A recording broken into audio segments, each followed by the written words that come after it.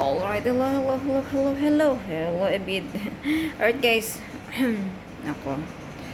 So, ngayon, nag-order sila ng isda. So,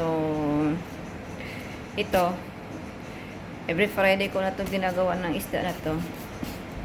Ito yun, parang tamban sa atin. O, diba? Tamban sa atin dito. So, dito sa kanila is made.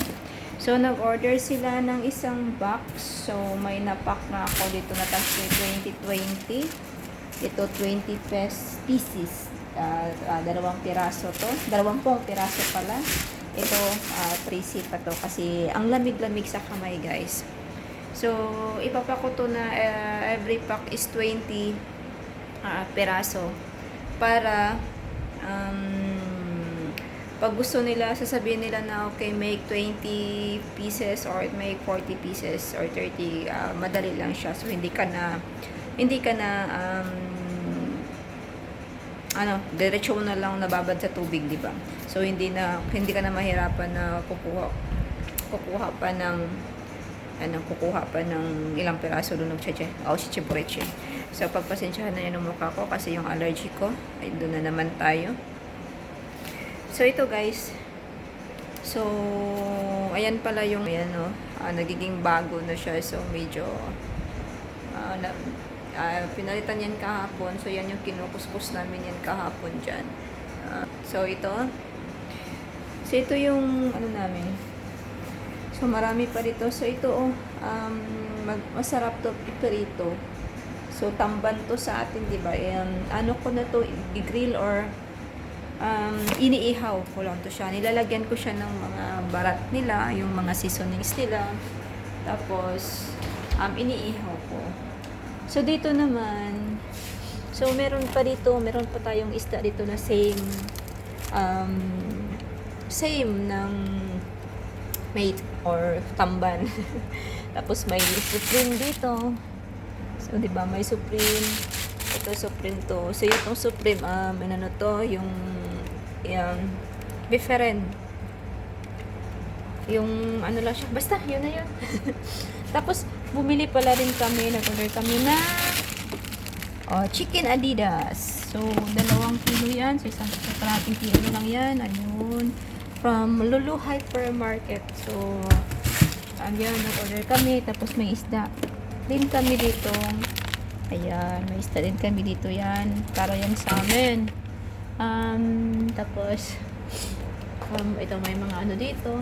Mga alaham. Ito, isda. Yan. Ito yung isda na last Friday na hindi ko siya naluto.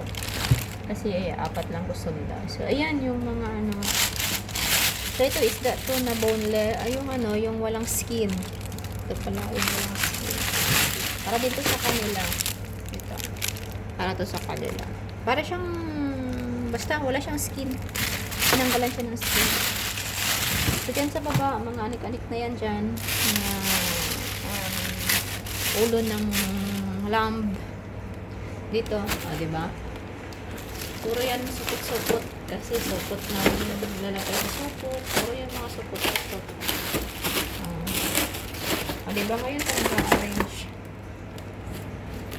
So, yan lang yun. Tapos may ice. May mga ganun-ganun. So, ito, bumili kami ng tinapay kasi may nakita akong coins, sinsilyo sa pitaka ko na pa siya ng 2KD. So, yung 2KD namin na coins na tagha 100 fils, pinili namin ng tinapay at saka isang tray na egg. O, di na, solve na yung namin. So, dyan yun yung mga kaldero ko dyan. So back tayo dito.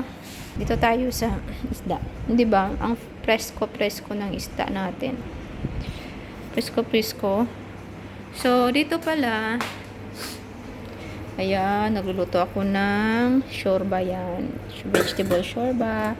Ito dakus. Ayan, yung yan. Panglagayan sa rice nila sa taas. Tapos ito yung talong para to kay Lola, talong na inihaw. Tapos iyan yung rice ko mamaya is yan siya Anong pangalan nito? Munggo. Rubian with munggo or mashed rubian. So, itong gagamitin ko dito. Mamaya, dito siya. Ilagay ko siya dito. Ito yung sa shorba nila. So, this is our rice. Diba? So, ganito. So, pagpasensyahan nyo na yung kitchen ko kasi itong kitchen na to talaga is old kitchen na to. Inano ko na lang to, nire-revive ko tong kitchen na to kasi sayang din naman. Ano kasi to old kitchen, so nire-revive ko yung tong kitchen na to. Inaano ko siya na maging okay. Yung kasi ito kasing kitchen na to, puro na to siya black. Black is black na talaga tong kitchen na to. So pilit kong nire-revive simula nung ako nang nasa kusina. Revive ko na to, nire-revive ko siya, pinabalik ko siya. Nagpapabili ako ng mga spray na para bumalik siya sa ano niya. Kaya naman pero hindi talaga siya masyadong same as new. Pero okay na, at least nakukuha na na babawasan yung mga dumidikit na talaga na simula noon na yung isang kasama ko pa noon dito. Yung itim. Diba? So at least medyo nare-revive ko na yung mga nare-revive ko na talaga siya. Konti na lang. Konti na lang. So ito, bumili pala din sila ng bagong freezer. So di ba ang laki ng freezer ko, di ba? Oh, parang ano yung freezer na yan? Kasi ako yung ano pangalan nito? Ngaw ako na ngaw kasi yung mga ano nila, mga laham nila dito, mga isda is nasisira kasi nga sira na yung plastic dito sa ano pangalan nito, sa door. So sabi ko, hindi na yan magagana itong dito sa door, hindi na siya gumagahi. Tumitigas. Hindi na siya tumitigas, nagwo-watery na siya. So sabi ko kay Lola kung pwede, baka masira na naman yung mga pagkain ninyo. So ayun, pag si Lolo na yung mag-decide na bibili sila ng bago. So ito na yung bago. So happy naman ako kasi at least. O diba, wala na akong problema kasi dito kasi hindi na to siya gumagana kasi itong ganito nito, ito siya, nasisira na to siya din doon sa baba. So hindi na siya ano na siya, parang hungaw. So, di ba ngayon? So, maganda yung ano natin sa pagkain natin. So, noon kasi masisiraan kami ng mga pagkain, ng mga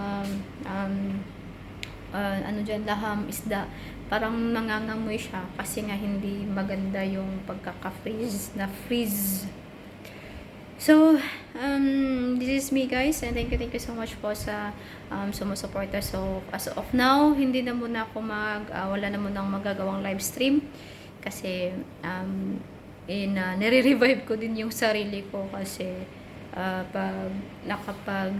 parang pag na-stress kasi ako ng 2 araw, may ano kasi ako dito sa ulo ko na ang sakit dito sa ulo ko. So, need ko siyang i-revive kasi ewan ko, parang ano to sa mga past happening sa life ko noon, nung sinumbag ako ng ano ko ng ano ko, so dito. So ito yung parang ngayon, parang pag mag-stress ako, basta yung mapuyat ako, ganun yung mangyayari sa akin. So ano ko muna, revive ko muna yung sarili ko kaysa sa naman anong mangyari sa akin, paano na yung mga anak ko. So, this is me guys. So, as of now, update na lang tayo for videos. Maghanap na lang ako ng mga contents para may upload din ako. So, less stress, less puyat, and uuwi na rin kasi ako ng Pinas after 2 months. So, maybe January uuwi na ako. So, see you soon, Philippines. Thank you so much, and see you soon to my family. This is Chemsy. Ingat po kayo lagi, and God bless.